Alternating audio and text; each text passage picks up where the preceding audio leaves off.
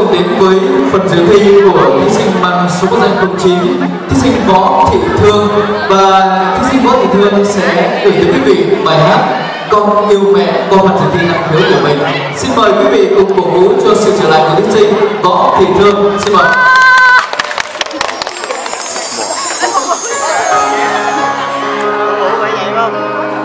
Wow.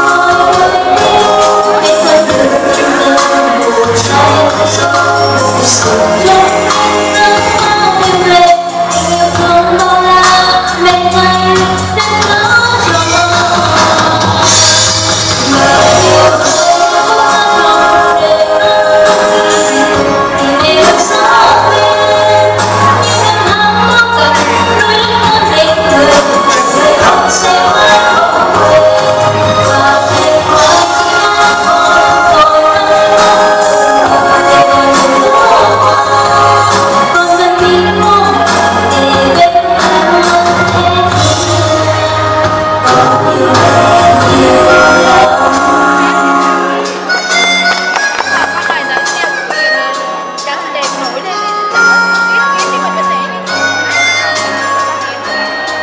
lỡ những video